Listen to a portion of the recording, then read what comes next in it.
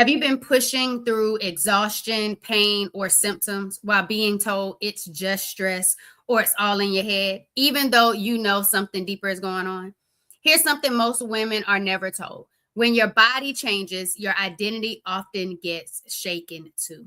And healing isn't just physical, it's learning how to rebuild your life when everything you expected no longer fits. Today, we're diving into how to navigate chronic illness, reclaim your voice after being dismissed, and rebuild a life of meaning, even when the path forward looks completely different than what you had planned. But before we dive into this episode, y'all already know what time it is. Vibe with me, y'all. Welcome to the Empowered Plates, Empowered Lives podcast.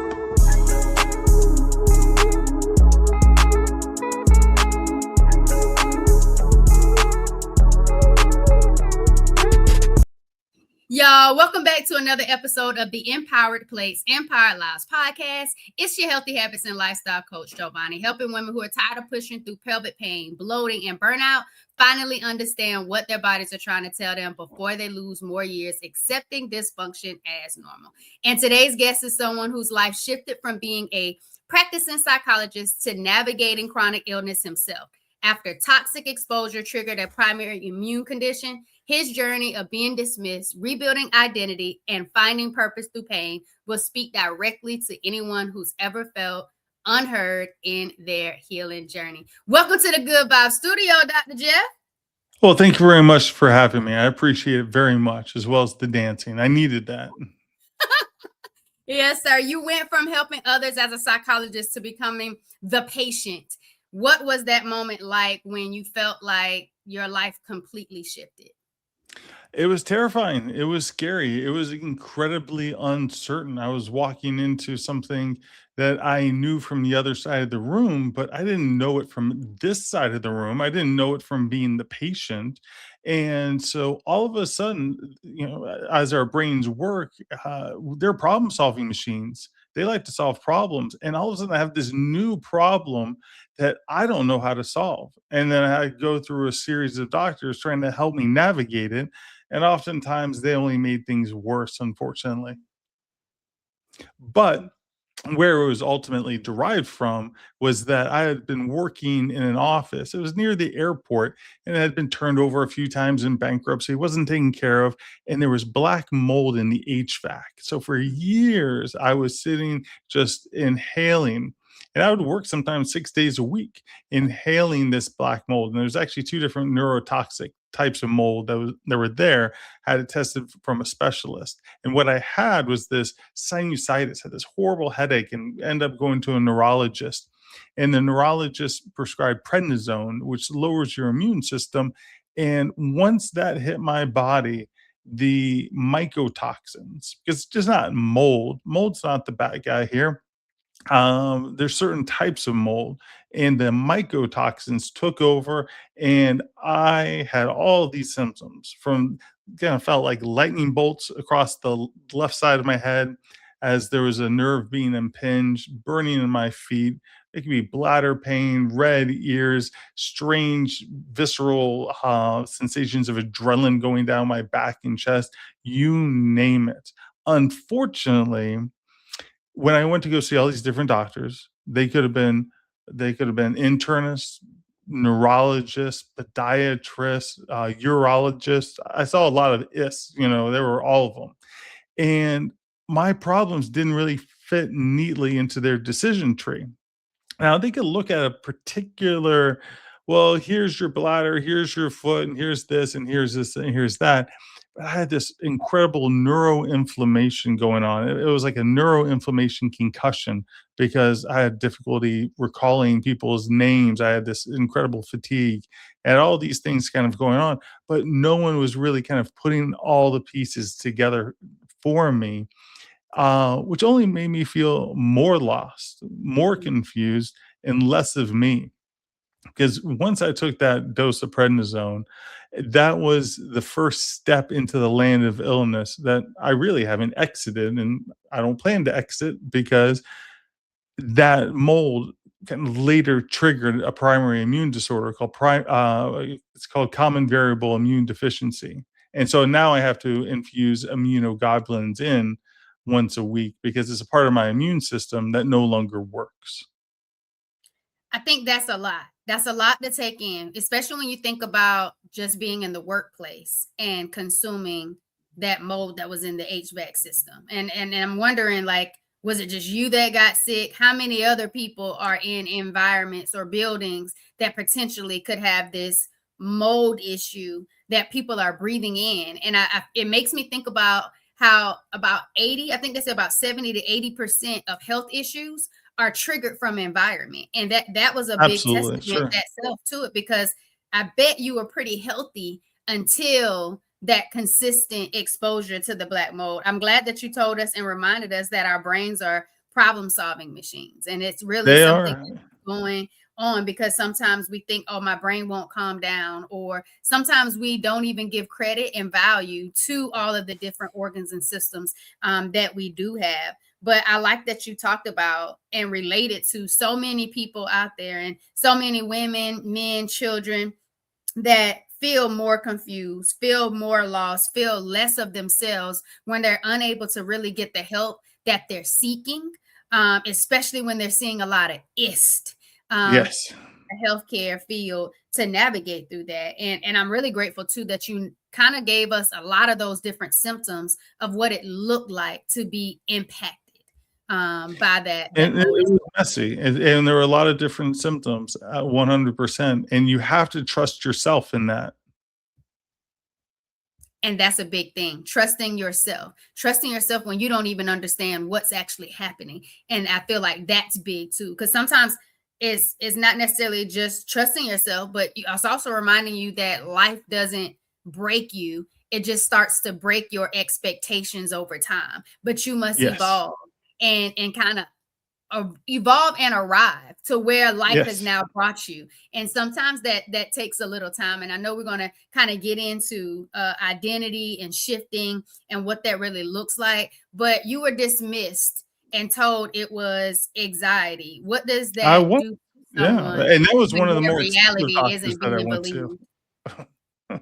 I was told it was anxiety, and this person was reflecting back a world that did not exist within my body. I know what Mm. anxiety feels like. I know the symptoms of anxiety, and these aren't even the symptoms of anxiety. But they just said, "Hey, this is probably just some sort of psychological manifestation." And I'm a big believer. Sometimes they say, it's like it's all psychosomatic until they understand the pathways. But I knew that there was something legitimate going on in my body, that it was not something new under the sun that someone had never seen before. I just couldn't get, and it took a while for me to get in front of people that understood what I was going through. And I'm glad you didn't give up, because a while could really be taxing on the brain, on the body, on your mental health, your emotional health, and then telling the psychologist it's all anxiety when you're trying to tell them like that. Who else but someone who studied it and really understood what anxiety was like since being a child, right? And Yeah, I've that's been an anxious person my entire life. It's kind of like, look, I know what anxiety is like, and this ain't it. This is yeah. not it. And I feel like that's sometimes where people start trusting the ist and others, is when other people are telling them what's wrong versus them actually having the power and the courage and the confidence to know that what I'm feeling, what I'm going through, I'm the one who's with me 24/7. I need to advocate and find the right person for me to help me better understand what's going on with my life, with my health. Because I feel like that can be very overwhelming, Dr. Jeff. Like when you are constantly telling other people about you and they're trying to tell you it's something else. And that was big. I like that you said it earlier. You said my problem didn't fit in their decision tree. Sometimes people just don't have the confidence to just, hey, I can't help you. I don't know who can, and let you continue to navigate through your journey versus just trying to match it, make it match or align to whatever area of reach that they can, even if they know they don't understand. And it's okay to not know, because you just need to be able to find the right person and the right treatment plan and journey that best aligns with you and what feels good. Yes, 100%. And it is about trusting that version of you that they won't know. They can't feel your pain, they can't feel your emotions. They just know your symptoms, but you know the whole story. I love this one quote from David Foster Wallace. How can I have all of this inside me, but to you, it's just words? And it's like, yeah, you can check that symptom on that box, check that symptom, check, but that's not the story. There's a story within you. There are sensations, there's ones that feel good, there's ones that feel horrible. There's all kinds of things. Whatever you struggle with, maybe you're having memory deficits, things are foggy, whatever it is, you can kind of share it with the words, but you can't share it with that experience. I've talked to so many people that have said, "Oh, if I could just get my doctor to wear a suit where they could just feel my body for 5 seconds, I just need them to feel my body for 5 seconds."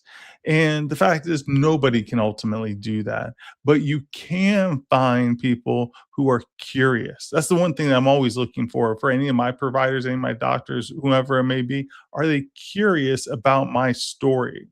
Are they leaning in, or, when they walk into the room, are they just that's just the first step of walking out.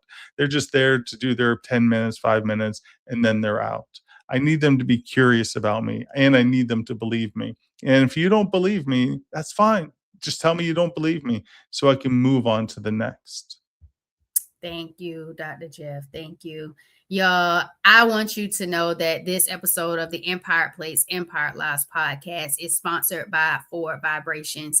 If you are someone who's ready to uncover what your personal inflammation triggers are, I want you to go into the show notes and take the Spot Your Triggers quiz. It is linked into the description. Now let's get back to the conversation. Dr. Jeff, you know the whole story. If y'all are vibing with me on YouTube, watching the video version of this podcast, comment the word story, because that was very powerful, Dr. Jeff. Comment the word story. You know the whole story, not parts of the story, not some of the story that I summarized on today with the 5 minutes that you gave me.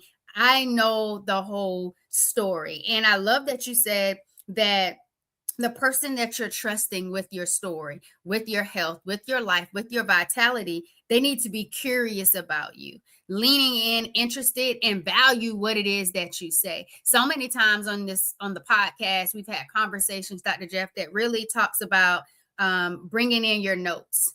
Yes. What's really happening? How is this impacting your life regularly, not just in the last week or two before you made the appointment? Like, how is this impacting your quality of life? Then also making sure that you also bring someone with you, a family member, a friend, because maybe all the things in your story you might forget to say. If they say something or something shifts and now you're in your feelings and you're unable to get all of what you need to get out of that conversation and that visit. So having that advocate with you or that support system, now they can ask the questions. They can better fill in some of the gaps that you might have forgotten, because you are too important not to get your whole story out and to not find the people that you absolutely need to help you on this journey. And that's what the whole conversation is about. And it's empowering you to make sure you get on the right path that helps you get the help that you deserve, because you do deserve it. And so I'm really glad that you reminded us about not only the curiosity of others that are being invested into your investigative approach of figuring out what's going on with your life, but you know the whole story. Don't ever let anyone take that away from you. And I think that's power within itself. Yeah, they would throw all this fancy jargon at me, and I didn't go to medical school. I went to school for psychology. Oh, is it this nerve, this? And it's just like, I don't know all the names of all the different nerves, but I know it hurts. And it's like, you don't need to know all the different names. You don't need to know what bone is this bone in your finger, but this finger hurts. And it's kind of like, that's okay. And it prevents you from brushing your teeth, and it prevents you from doing this, this, and this, and it hurts more when you're cooking there for 30 minutes or whatever it may be.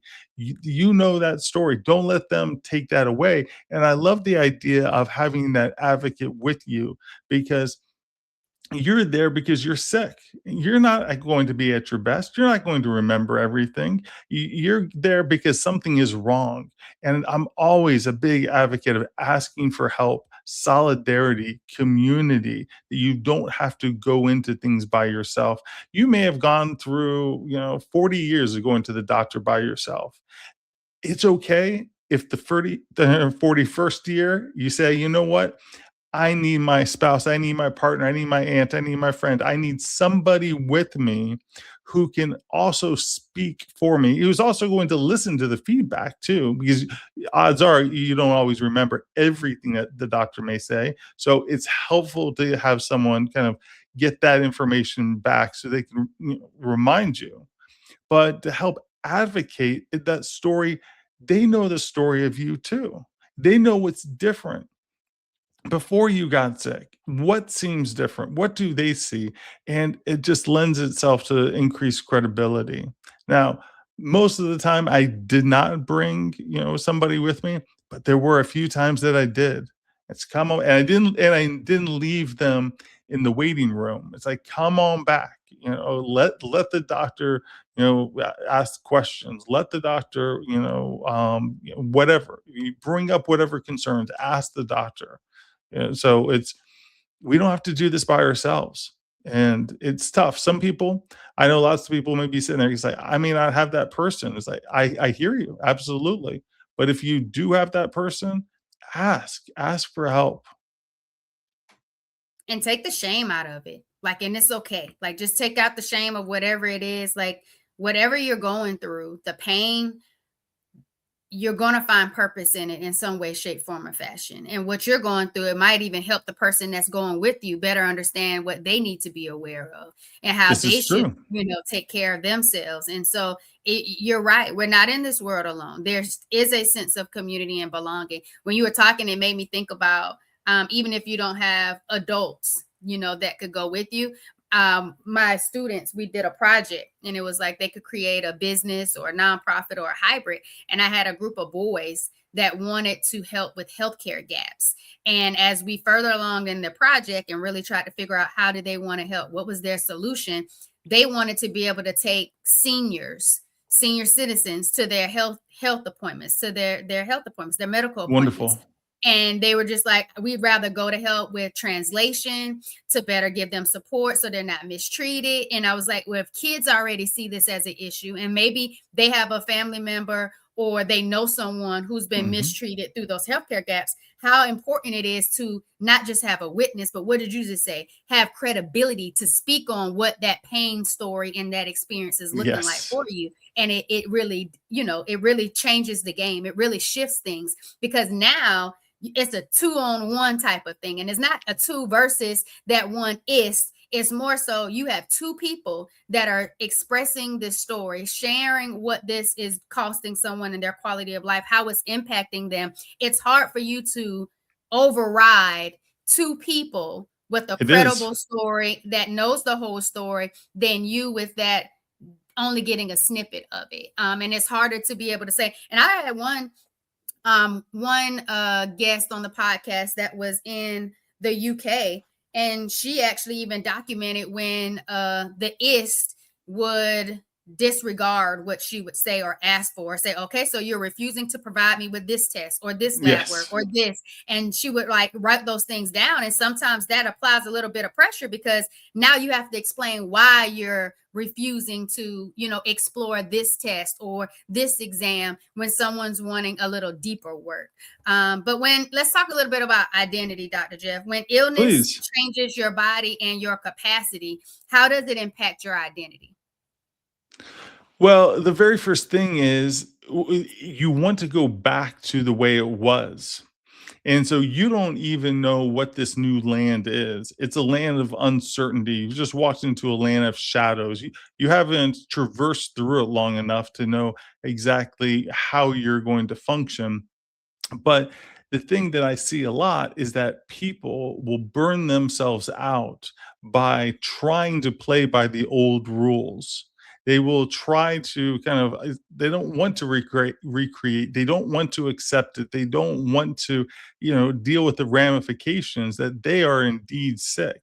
And so the first thing about the identity is they don't want to shed the identity. They don't want to evolve. They don't want to look at it in a flexible light because it means that something changed. And the first thing that we have to do is to appreciate the story has changed. That's the thing, to be able to let go, to not to be burdened, not to be shamed, not to be guilted, by having to let go of an old story that no longer matches the present capacity. So it is that acceptance, not and acceptance is not surrender. So it is not giving up hope. It is not that things aren't going to get better. Acceptance is that it can't be the way it was. We have to find a different way to grow. We have to find a different way to expand forward here, and we can grow and we can expand forward, but it's not going to look like the past. And what's tough is that the brain really likes what's familiar. And unfortunately, 80% of our thoughts are just recycled thoughts from yesterday. It's like we have 70,000 thoughts, 80% can be recycled, and we can get stuck in just repeating the past, as unproductive as it may be, just because it's familiar. And there can be better, but it's not going to be familiar. And that's where being able to talk to people and being able to work with that health coach can really make that difference, because what ends up happening is that we start feeling that we feel the safety, we feel the security of walking into something that's new, that's unfamiliar. And I thank you for walking us through that, because I think that's very important. One, you said that we're trying to go back to where we used to be prior to this maybe diagnosis, this life change, this shift in our body, and that burnout is trying to play by the old rules, the who you used to be. I'm really glad that you said that, because people are very hesitant with shedding that new identity, because they first have to go through a grieving process. They have to Yes. grieve who they once were, what life used to look like, how they used to feel, what they used to believe.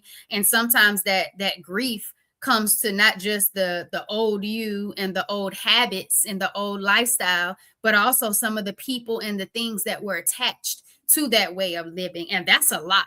That's a lot of loss to take, while It also is. thinking about what it is that I'm actually going through, but it's still worth it. And I think that's really important. Yes, indeed. And I love that you reminded us that the story has to change.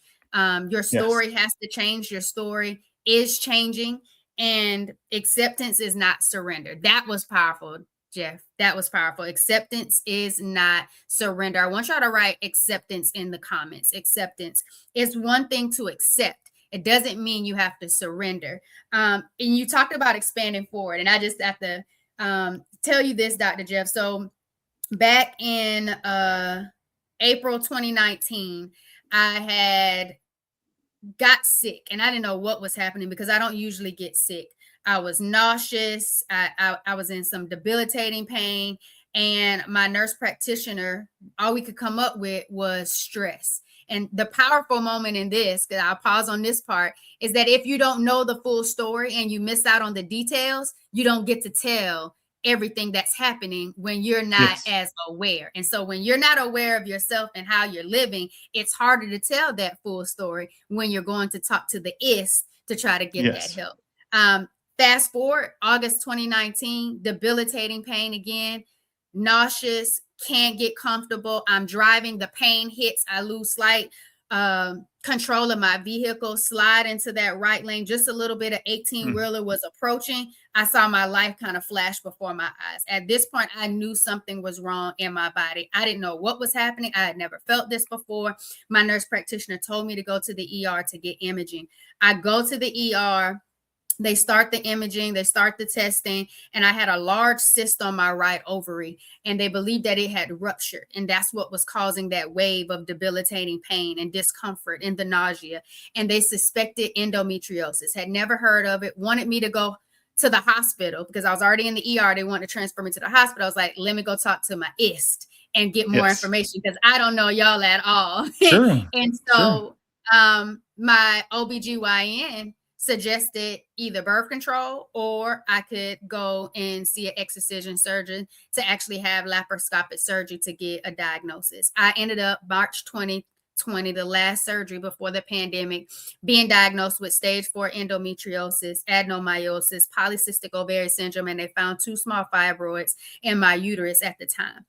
When I got that diagnosis, I felt like my body had betrayed me because I'd always felt like I had a good bill of health. I felt like I was Yes. just enough doing all the things to be healthy. And what I realized, Dr. Jeff, once I kind of really let it soak in and get an idea of what all these diagnoses mean in regards to the dis-ease in my body. And I was like, oh, it's a huge state of chronic inflammation. And it was like, well, what is inflammation? It's my body staying in fight or flight mode. At the time, my relationship wasn't good. My job environment wasn't good. I was a people pleaser with no boundaries. It was all in how I was living that at that point, my body said, enough is enough. You're not getting it. And getting that diagnosis and really understanding what was happening and starting to change my life, that grieving process was tough at the beginning, but I knew that I was worth it. And I knew I didn't want to go through that surgery again. And I didn't want to feel that pain. So whatever I could do to lessen the pain, lessen the occurrence of the pain, I needed to change. I needed to change my thoughts, my feelings, my belief, how I was living. I now needed to live in forward motion. I needed some good Yes. vibes forward. And so that's where forward Mhm. vibrations came from. So when you said expand forward, it's a big thing. When you expand forward, it's your identity, it's your life, it's your love, it's your story. And there's so much more depth and expansion when you grow. Even if it doesn't look like it. And there's so many different ways that you can turn that pain into purpose. And so I'm really glad that you talked about that expanding forward because I was like, he gave it Mhm. to me. Let me you slam it down. So that was really good. Absolutely. Absolutely. So thank you Because for when we that. get sick, we feel like it feels like loss, and it's just loss and loss, loss, loss. And the last thing it feels like is potential. But Mm. we can create a mindset that gives us, and again, we're not gaslighting ourselves, we're not lying to ourselves. This is absolutely honest. That can give us a perception, a real perception of potential. And when you live day to day to day, going like, there is potential in my day, there is potential with this, and you show up with that intention, it can make a world of difference. But you A have to world. decide, because sometimes the pain is loud, sometimes the fatigue is loud. And if you just hand over the story to the pain and fatigue, oh, it will tell that story. It's an easy story for the body to tell, but it's always about you being the author of your own story. You being the one that says, my goals, my values, goals and values, they're different, but they do cross over a little bit in terms of they're both intentions. What do you intend to be? Tomorrow, how are you going to show up tomorrow? What are you aiming for? What are those intentions? And that's the authorship of the story. That's the thing that you're constructing. But you have to be aware of what your values are. You have to be aware of what your goals are. It helps if you have someone that is like you, someone who is, keeping accountability, an accountability partner of sorts is one layer of having someone to talk to about it. And because you're going to be more consistent, because it's real easy to fall out and just default to what's familiar. What's familiar. So, so easy to do that. And that's where we have to write. That's where we have to reflect. It may seem annoying if someone says, "Oh, I want you to keep a journal, or I want you to keep notes about something." They're not trying to be annoying. It's not trying to make something a hassle. It's trying to make something a habit. It's not about it being a hassle. It's trying to make a habit. I love it. Hassle or habit?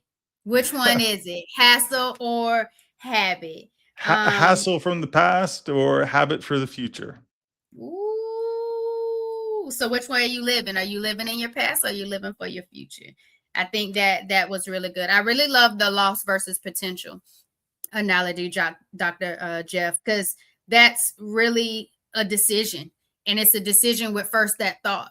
And once you have that thought and you wrestle with it and you say, okay, is it going to be a loss or is it going to be a potential? Now there's a belief that needs to be attached to that thought afterward. And Yes. now that you feel it, now you're then going to act on it and your behavior should align with either I'm taking a loss or I'm Mhm. leaning into my potential. And again, that goes right back down to the decision. I love that you talked about, which it kind of goes the same way, your story. Is your story being fueled by your pain and your fatigue and you're leaning with that and that's what the story is all about? Or are you taking that pain and that fatigue and you say, I'm allow that to fuel my story and this is Yes. how I'm creating purpose, light, love, and vitality through the experiences that I've had. And that transformation is key, Dr. Jeff, because it's so very much so possible. But when people are so overwhelmed, and it's true, like you said, we're not gaslighting. Once people are so overwhelmed with their body just taking over their life and they have no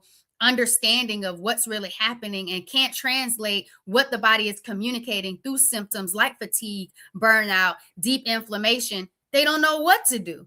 They're Yes. not sure of what to do, how to act, what's going on, and it really diminishes a lot of hope and potential and power because they're lost. They're lost in all of this Absolutely. pain. And I think that's a big thing. And so I'm really glad that we kind of started talking about what that identity looks like, what people go through, but remembering that they have values, they have goals, they can get accountability, and that there's so much more purpose within that story. And there are going to be some people that are going to think, oh, this all sounds pretty and nice, but I can't do this. This sounds too hard. This sounds too difficult. And I would say, like, do you have a tattoo? A lot of people have a tattoo. Did you sit still for that tattoo? Because you didn't just let the body decide. If you let the body decide, it's going to be all over the place. But you're going to sit still because that's your value. That's your goal, is to have this tattoo. Or doing blood work, you put your arm out and you show in the vein, you squeeze real hard in that hand, and they put that metal into that vein. And if you are able to do that, you're able to do all of this, able to do all of it. And I think that's a good one too, because there's so many decisions you allow that are very hard, and you get to choose your hard. You definitely Yes. get to choose your hard, and that Yes. too is a decision.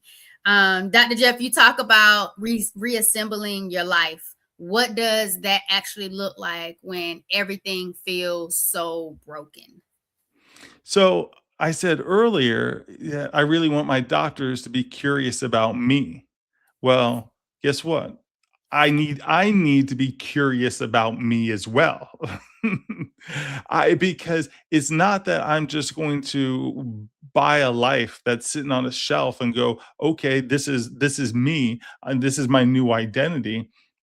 I have to try, I have to fail, I have to, like, do different things. I need to wonder. And Mm, so for me, I started writing poetry. I had never written poetry in my life, and I wrote 2 poetry books, and I wrote journal books, and I put together coloring books, and I started a podcast. All of those things are after I got sick. I didn't mm. do any of those things. I was not creative in any endeavor whatsoever. But I started getting curious about, I remember just seeing on social media, someone said something about a coloring book. And I'm like, I wonder if I can put that together. I wonder if I can do it. Now I have three. Go to Amazon, I have three coloring books. And and it just came out of curiosity. Now, here's the thing. I'm not Mr. Coloring Book. I may be curious about something else today. I may be curious about, what's going on today. I wanted to be a guest and, on the show. And so I was curious about that. I reached out, and here we are because of my curiosity. You had a curiosity of, I wonder if I could do a podcast. and your curiosity met my curiosity right in this moment, and now we have this conversation on your podcast, but it's built out of your curiosity and my curiosity, put together, and these things happen then.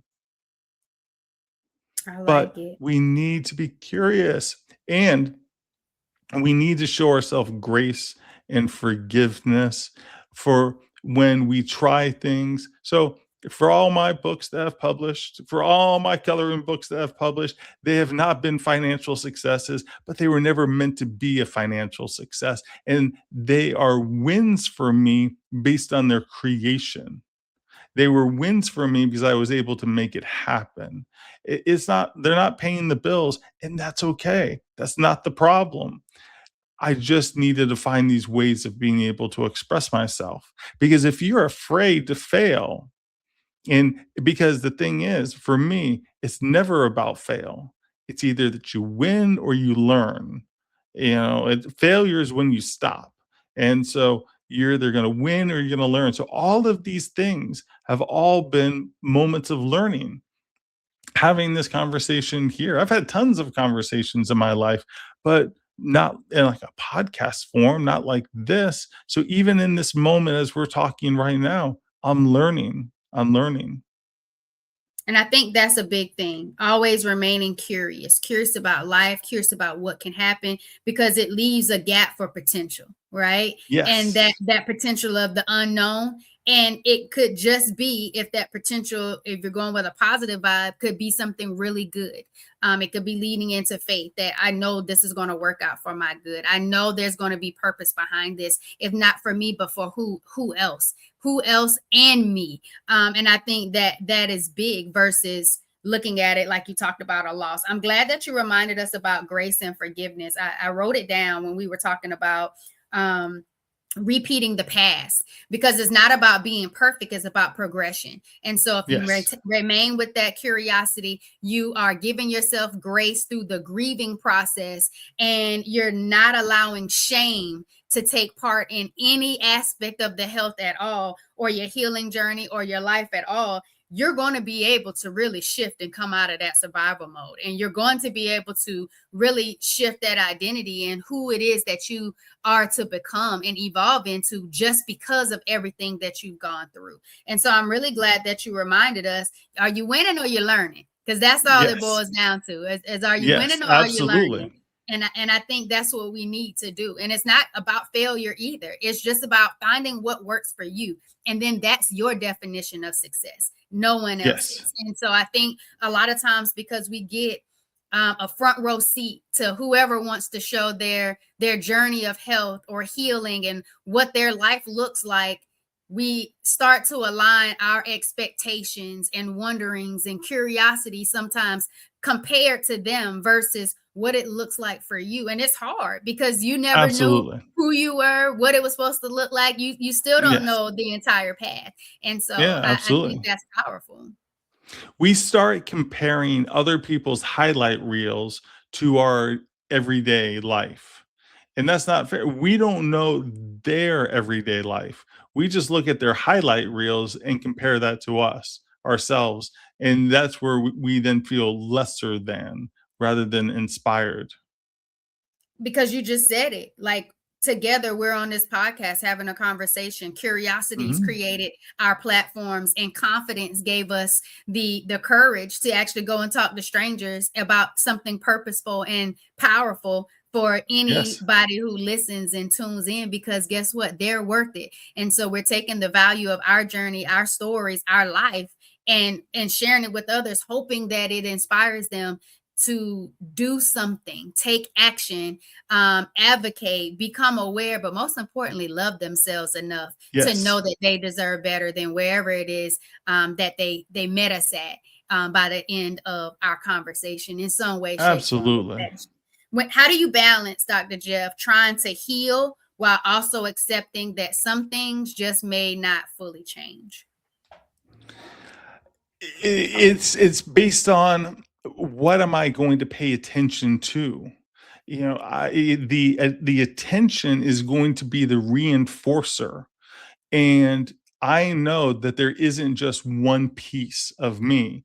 I may say, like, my name is Jeff, but there's lots of pieces of Jeff. Tons of pieces. There are good pieces, there's bad pieces, there's boring pieces, there's funny, there's unfunny, there's all kinds of pieces of me. And there are going to be pieces that are going to be difficult and they may seem like I'm struggling with, but I need to make sure that I'm paying attention to those other pieces as well. Like right this second, right now, I have pain, I have nerve pain in my right foot that I've had for a long time. And I'm quite familiar with it.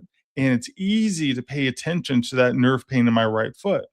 But I also have a left foot and I have a left foot with no pain. And I need to pay attention to that. And I can pay attention to both of those things at the same time.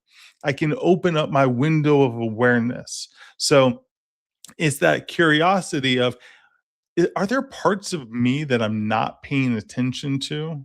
Yeah, I'm paying attention to this sadness. I'm paying attention to this grief, and we can honor those at certain times. But am I paying attention to the fact that, it's like, I can call up my friend today and, just be a great listener. I can be a therapist for my friend.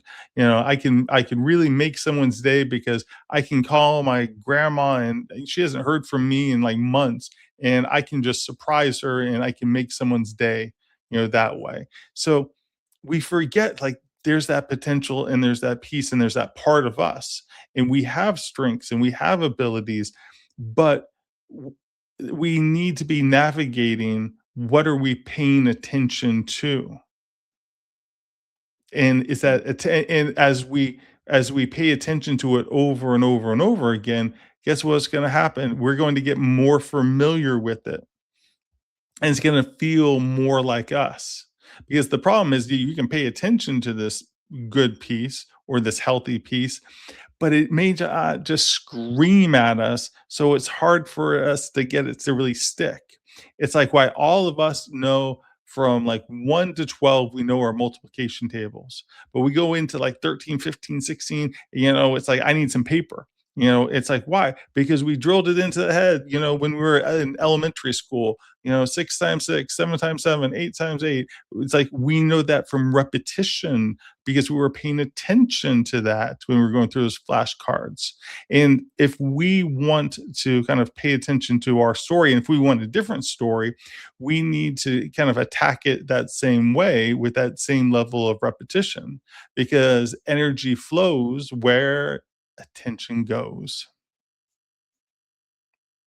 Energy flows. I like that you asked that question. What are you paying attention to? And then ending with energy flows where attention goes. And I feel like that's very important because energy is everything. Yes, Energy, there's energy being used by the pain in that foot that you're feeling right now. It's taking up absolutely. energy. And so I feel like people don't understand that yes, time is invaluable and priceless, but so is your energy, and where Yes. you place it is important. And I'm really grateful that you talked about open up the window of awareness. When you become more aware, there's so much more power there when it comes to your peace, when it comes to learning who you are, how to love yourself, but most importantly, how to really align with a higher version in a healthier state. And I think that's really important. I like that you talked about the story and the familiarity of that story that you're telling and how you're starting to shift that story and give power. And I Yes. absolutely love the analogy of the pain. I could think about all the pain that I'm feeling in this foot, but I got a foot that Mhm. doesn't have pain at all. And so it's really about where I want to put my focal point, my appreciation and gratitude, and then also figuring out what am I doing to either accept or figure out how to eliminate or alleviate or reduce that pain. You're going to say something, Dr. Jeff? Yes. No, no, I was just listening. Absolutely. I was just listening. I was agreeing with you. I feel like that's a big thing. When your condition changed what you could eat and how you lived, what was the emotional impact of that, Dr. Jeff? It was again of grief. It was one of those things. Initially, it hit me as grief, like, "Oh, I'm not going to be able to eat some of my favorite foods," and it was just kind of like, bummer. It's like some of my entertainment it's like I can't it's like someone saying, "You can't go on those apps anymore," "We have to delete those apps," or, "You can't watch those television shows anymore." It's just like deleting some of our pleasure, some of our entertainment, but what it then morphed into when I played by the rules and I ate the foods that worked with my body, what ended up happening is that it gave me a sense of control. And then I had greater control over my symptoms. And I didn't have, a lot of the allergic kind of problems that I was experiencing by unknowingly eating the wrong foods for me. So it went from grief to control, and I will take that control any day of the week. And I resonate. I smile because I so resonated with that one too. Because for me, when I started changing what I was eating, because inflammation can also be triggered by food. There's so many different factors when it comes to inflammation and fueling inflammation, and food is one of them. It's not the only thing. Stress. There's so Mhm. many different ways. So Stress, many. sleep, yes, environmental. And so when you said it, I was thinking about myself too. I was like, oh, I can't have cheese anymore. I don't need this processed Same. sugar. I don't need that. And I'm just thinking about all these things I couldn't have. And over time, I was just like, but I'm so grateful that I'm finding options that now have my period with less pain. My period is regular. I'm not having painful bowel movements as much as I was before. I'm not getting nauseous. I'm getting more energy. I'm able to sleep better. Mhm. My low back pain has decreased. And I was just thinking of all these different benefits while I've been changing my foods. And then it was like, I got on this journey. One time, Dr. Jeff, I did 220 days on a raw plant-based journey. Wasn't even Mhm. starting, it was just supposed to be 3 days. It went 220. Why? Because I started feeling good. But most importantly, it was that C word that you just said, control. Yes. When you have a very wide open, flexible relationship with food, and you really just use food as social, habit driven type of behaviors, you don't realize that food is nourishment, food is fuel. Food can be healing. Food can actually help you with some of the issues that you're in. Food can be causing your dis-ease or can help you reduce it. And so when you talked about grieving, but then turning that grief into control and seeing that now I have more control over my life, my health, my healing, my energy. And I did that because I was making different food choices. And I know, Dr. Jeff, because you don't give me the type of vibes that all your Mhm. food choices made you feel like you were on Fear Factor. But you actually Yes. had some really good food experiences. There was some good Yes. food out there that you can eat that was good for you and good to you. Yes. Am Yes, I yes, and I would Google it, and I would use ChatGPT, and it's just like, and I would go to different grocery stores, and I would pay attention to different aisles, and I would say, okay, like, what's some like Vietnamese dishes, that I could possibly eat, what do they eat, in Paraguay? And I would just get curious about these different places and what they were eating, and say like, well, let me try that. You know what? I never thought about that, or I never thought about this. Spicy, chili flake, oil, and it's like, okay, well, let me throw a little bit of that my way. Let me give that a try. So what was strange, by me eating less, having to eat less of my usual foods, I actually even expanded more of eating more, a more varied, diet in many ways, because I was stuck in my routine.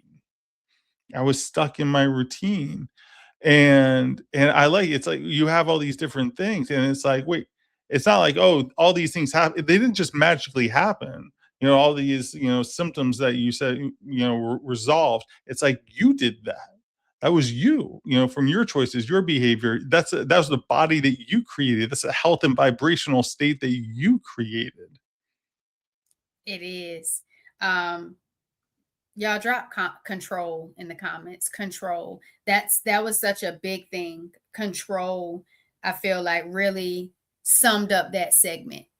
Because and in addition to that, routine. Y'all drop routine or stuck. I'm gonna say stuck. Let's go with stuck. Final. If you still typing, just keep typing. Just keep going and engaging with us in the conversation because you're with us. We're not talking to you. We're talking with you. And so, put stuck. It is so common for people to be stuck in routine, stuck in habit, to the point where they're unconsciously making these decisions without thought, because there's a pattern loop that is being played that is so accustomed for them that they don't even realize it. And I feel like when people are able to recognize the pattern and then start taking steps to break the loop, shift the cycle, have a different response to those triggers and those cues, see the benefits and the results and the outcomes that come from that shift, feel good about those benefits and outcomes, and want more of those than what they've already been giving, there's going to be a transformation that is definitely priceless and no one can take away from you. And so I am really grateful that we had that conversation, Dr. Jeff, and we actually had similar experiences when it came to that, because again, it's not easy. It's not something to be about being perfected. But again, it goes back to what you said, curiosity, but most importantly, control. And that all comes from power and knowledge and shifting your thoughts, your feelings, and your beliefs around food and Yes. that relationship with food and realizing the power it has on your body. You said it doesn't lead to helping. You said if it doesn't lead to helping others, it's not enough. How did Yes. purpose reshape your healing? I think self-help in general, it is, it's like, what do I do? What am I supposed to do? I'm gonna get healthier. I'm gonna get better. It's kind of like, for what? And we're all just walking each other home at the end of the day. We're all here to look after one another. It's like we are all kind of, I always say, we're all children under the same sun, and it gives us so much peace. Even I believe it as a value, I believe it, but even the science says you will be happier if you are giving to others, if you are looking after others, if you are sacrificing for others. It will give you a more peaceful, purposeful life. And so a lot of times people, they end up, because we get a lot of stuff, I was going to say magazines, but who reads magazines nowadays? We get a lot of stuff from like the internet. We don't even watch TV anymore. We just get a lot of stuff from the internet, and it's all about what you're supposed to buy. And the top of the pyramid is not an I. It's a we. It's a we meet at the top. It's kind of like, I don't get to the top unless we all get to the top. And that's the attitude. And it brings forth this great sense of purpose to get through some of the darkness, to get through some of the difficulties, some of the challenges. This is hard, this is not familiar, this is, I'm confused, I'm lost, I'm this, I'm that. It's kind of like, well, did you ask for help? It's like, well, did you give any help? It's kind of like, those are two good places to start. Did you give any help, and did you ask for any help? Because we are not designed. We're kind of, culture, society, sometimes it's like, oh, it's like the American way, it's like, the individual. It's like, no, it's community. It's always been community. That's all of us. It's always been community. And so, and illness can separate us from our community, and it makes it difficult. And so I remember, and I don't think I've talked about this, when I was really, really sick and I was undiagnosed, I was going to this chiropractor's office. And, my back hurt a little bit because all my muscles were tense. But I knew that he wasn't the answer to all my problems, but I loved going there because it was just a milieu. It was a community. I get the massage work. That's what I was doing. But it was the massage work but it was all the guys. He was the chiropractor for the Chargers. So you have all these professional athletes and all these, like, really buff dudes, and they're all talking and laughing, and it was just a great community to be around. And that's what I really needed. I needed not the adjustment, I kind of needed the massage, but I really, really, really needed the community that that environment, offered me. And it felt really good to have a place, to have a Mhm. place. And I believe everyone deserves a place, and they Yes. should keep searching and looking until they find the right place that aligns with them, the values, the morals, the vibes, and makes them feel welcome and empowered and feel good. Like it may not be perfect, but again, if it makes you visible, it makes you empowered, it makes you excited about living. I think that's important because people need community, and community is definitely very important. But I also like that you said illness can separate you from community. Again, Yes. that goes back to, earlier in the conversation about grief. Sometimes when you're shedding and you're going into a new identity and a new phase in life, and there's things that are changing with you, sometimes those relationships and communities and people don't necessarily align to where it is that you're going. But it also means that there's a community for you with that new identity and where you're going Yes. towards, that's also there. And if you don't find the community, you can always create it, and that's where Yes. even more Yes. curiosity comes from. And I think that was really good because it's hard. Even talking about food earlier, Dr. Jeff, even when you change how you're eating, now there's separation. Now you might not get Yes. invited to certain places and things, you might not be included in certain areas. And so I really feel like that's a important thing to talk about. But I feel like purpose purposes give us a vehicle to drive that pain somewhere else. I feel like that's something that happens, when you give purpose gives pain somewhere else to go. And it doesn't necessarily have to truly reside and stay with you all day, every day. But I really feel like your body communicates over time, and you might see that communication as symptoms. It could be within where your life is going and the journey is taken, and so realizing that your story is not over, but also that when you start to adapt a new way of living, adapt new Sure. behaviors, new mindsets, new perspectives, that's powerful because you get your power back. You get that control, that what we're talking Yes. about earlier, and that's important. For someone who feels like illness took their identity, how do they begin rewriting their story, Dr. Jeff? I would say the easiest way is I would do something that's called expressive writing.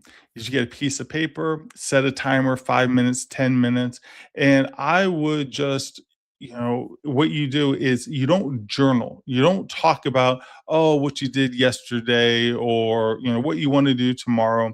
You write whatever is going on in your mind in that moment. In that moment. So you would start off with like, I don't know what to write. So you literally write down, I don't know what to write. And you're like, this is stupid. So then you would write, this is stupid, and keep on going like that. But don't stop. Just don't stop, don't stop, don't stop. Keep on going. No periods, no commas, no. It's just like just a flow of thought. Don't judge it. Just keep the pen moving 5 or 10 minutes. And then, and this is important, get the paper and rip it up, and then throw it away. Because I don't want you to feel like, oh, I don't want someone to read this. I don't want someone that's going to come across this. I want you to feel like, I know this is about to be destroyed, so I can be 100% honest with myself. And I can just write this stuff out. And it's like without abandon, you just go, go, go, go, go. And through that, you're kind of like working through that sludge. You're working through, and this is one of the most important things, you're working through avoidance. Mm. I because we get internalized, that internalized shame and guilt, and society says, and culture says, and parents say, and rules say, and we don't give ourselves that opportunity just to kind of play. And this is this mental play where we can just write it out, because Don Miguel Ruiz would talk about domestication, the four agreements, and how human beings can be domesticated in lots of different ways. And so we're trying to live a little bit more wild and free here in this expressive writing. And it almost like looks like journaling, but it's much more raw than that. And you are, when you're engaged in it, in that process, you're kind of having to write so quickly that the defense mechanisms don't even have a chance to kick in where you're not engaged in that avoidance. I like it. So expressive writing, that's it. Yes. Expressive writing, where you one get to work through avoidance, and two, the opportunity to play with Yes. full Play with the 100% thoughts. honesty. Yes. All right. So we're going to get into the Vitality Sparks round, Dr. Jeff. So quick, rapid fire All right. response. You ready? I'm ready. Hit me up. All right, here we go. One mindset shift that changed everything for you. Forgive. A truth about chronic illness people don't talk about. It hurts all the time, no matter where you are, what you're doing, and how you're feeling. It is there all the time, and people can't wrap their heads around that. One way to rebuild identity after loss.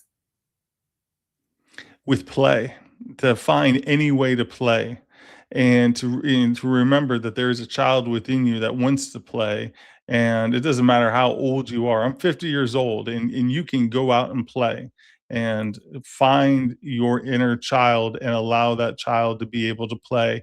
I wrote poems, I made coloring books. That's how I played. What does healing really mean to you now? The opportunity to continue to write more stories for my own life. One It's message the for someone feeling dismissed right now. there is there are more people that probably want to hear your story and want to sit and believe and validate what you have to say, than there are people that are going to dismiss whatever you're going to say. And so, yeah, there's always someone to not believe you and dismiss you, but find the people that will believe you, because there's more of them than there are of the other side.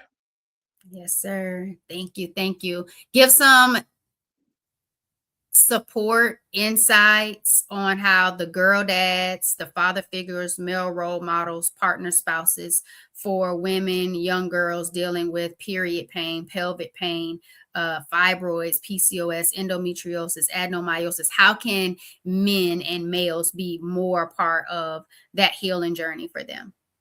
The first thing is, don't try to fix it. Get the whole fix it thing out of your head, that you're going to solve this and you're going to be this savior, and and to show up as a partner, that your greatest strength is your ability to just to listen, to ask questions and listen. There are doctors, there's medicines, there are procedures, there's all these things, and sometimes the guys, they get intimidated by that, because sometimes they don't understand it, they can't control it, and it's kind of like it's overwhelming for them. And well, guess what, it's overwhelming for the person in pain as well. And so, as that male figure, to say, you know what, I don't know where we're going, I don't know how we're going to get there, but we can do it together. I believe you, I believe you, I believe you, I believe you, and I'm here to listen to whatever it is that you have to say about that, about what you're experiencing. Showing up, being present, asking questions, being curious. It's one of those things I know for myself. It's like, um, you may know how, that, person in your life may respond, but ask them regardless. You ask them, like, how's that pain? What, give the because your question is giving the other person an opportunity to express and to share things. And when they do, because your goal, it's like, in terms of that presence and in terms of that listening, in terms of all those different pieces, you can show up as this safe figure in their life. And that's what I would want you to think about. It's like, you want to be that safe reliable figure in their life. It's okay not to have all the answers. I don't have all the answers, but I can go through it, with somebody side by side. I like it. Be a safe, reliable figure. Don't try to fix it. I like it. All right. If you could have a meal with any historical figure, who would it be and what would you all eat? Oh, wow. I would, you threw me off on this one. In terms of a historical figure, um, okay, first in terms of what are we gonna eat, I'm gonna say, I need some chicken with some hot sauce and, and I need rice and I need Brussels sprouts. Okay, like that's what I need. Okay. Some Cholula hot sauce because I like it's a little hot, but not too hot. And the historical figure, living or dead. It's up to you. I've Oh, had both. You get to define historical. you know what? It's kind of like with everything kind of going on, I would want to talk to the person that's been at the top and has been the captain of the ship. Recently that I could kind of believe in, and I would want the honest truth of how he thinks society works. I would want to talk to Obama. I would want to talk to him because I think he's a very intelligent, insightful man, and he was leader of the free world for a long time. I want to know how society works, and I want to know what his perspective is on that. So you're eating chicken with hot sauce, Brussels sprouts, and rice Cholula, with yes, Obama. Chalu yes, Okay. Okay. All yes. right. I'm That's with the kind of you. hot sauce I like, Tapatio or Cholula, but Okay. yes. So I I was thinking like of someone recent because I want to know about my world that's going on. So, I always, the leader of the free world. I mean, it makes I sense. I like it. I would yeah. love for you to make sure you stream it so then we can all understand and get to be like a fly on the wall while you're talking to Obama and getting all the tea. You don't have to share your meal, but we just want to be able to hear it all. But Dr. Jeff, I appreciate I would feel so inelegant around him. He's so witty and quick. So yes. it's all good. Let everybody know where they can find you, where they can connect with you. It's drbone.live. It's drbone.live. Yes, yes, yes, yes. All right, y'all. It has been another episode of the Empire Plates, Empire Lives podcast. And I really hope that you all were able to get some value from this conversation because I want you to really understand that you are still significant, even when your life looks different. This episode is brought to you by Forward Vibrations. Check the show notes. Take all of the opportunities that you need to really get the help that you need. And thanks for vibing with me, y'all.